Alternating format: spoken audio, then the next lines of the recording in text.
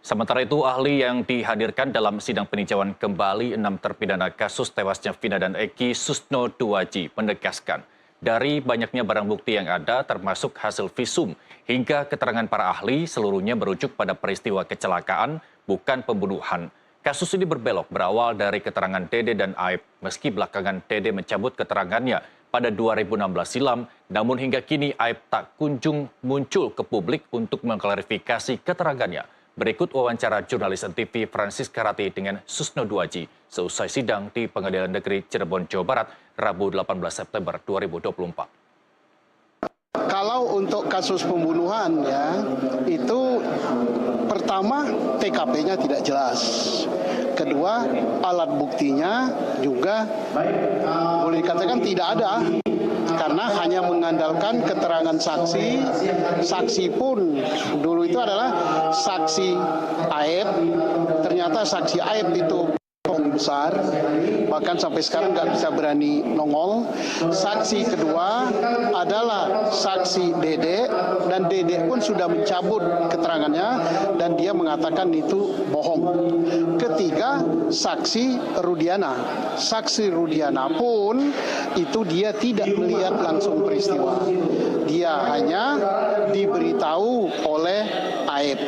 Nah, Aib inilah yang keroknya. Jadi sampai sekarang tidak ada satu saksi pun yang melihat langsung, tidak ada satu saksi pun yang bisa dipercaya. Kemudian alat bukti berupa visum juga tidak menunjukkan bahwa peristiwa ini pembunuhan. Alat bukti saintifik yang lain juga tidak ada. Keterangan ahli juga tidak ada yang menunjukkan bahwa para narapidana ini pelakunya atau peristiwa ini pembunuhan juga tidak ada. Jadi peristiwa ini sebenarnya nggak ada peristiwa pembunuhan ya. Yang ada peristiwa kecelakaan lalu lintas di jembatan flyover. Itu ada, itu kuat sekali. Berarti untuk kasus kecelakaan, jika memang ini menggambarkan peristiwa kecelakaan, sudah ditemukan dua alat bukti yang saling berkesesuaian? Kalau kecelakaan bukan dua alat bukti ya, tak terbatas, banyak sekali. Saksinya ya udah sejibun gitu kan. Terus bukti saintifiknya bahwa dia masih berkomunikasi lewat HP ada. Terus sepeda motornya juga menunjukkan kecelakaan. Terus barang bukti berupa daging yang ada di skrup. Banyak sekali lah, nggak kehitungan lagi. Berarti sudah ada alat bukti dan barang bukti yang saling berkesesuaian? Sudah ada. Yang waktu itu, waktu sidang pembunuhan, tidak pernah ini diangkat ke persidangan.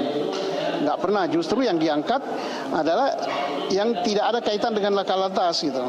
Nah, dikait-kaitkan dengan pembunuhan, tetapi karena itu bukan barang bukti atau alat bukti yang sebenarnya dari pembunuhan ya, lemah sekali, harus gugur.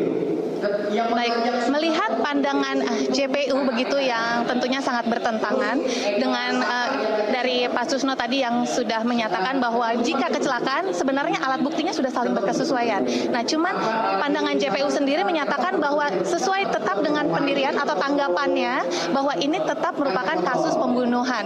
Nah, apakah sebenarnya kasus yang menewaskan Vina dan Eki di 2016 ini akan benar-benar terungkap menurut Pak Susno? Pertama terungkap apa benar? Kasus ini sudah terungkap, sudah selesai, yaitu kasusnya adalah kecelakaan. Siapa yang mengatakan bukan kecelakaan? Tentunya penyidik dan JPU yang menyidangkan pada waktu itu.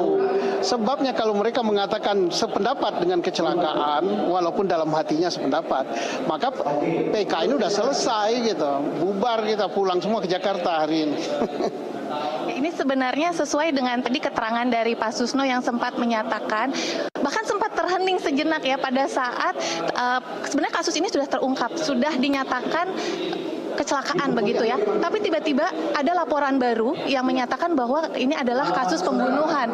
Nah, bagaimana begini tanggapannya? Sayang tentang pembunuhan, ini kan tidak dibuktikan sejak awal. TKP-nya di mana, barang buktinya apa, korbannya siapa gitu kan. Enggak semua, minim semua. Makanya yang kasus pembunuhan itu berat sekali tendensinya kepada rekayasa gitu.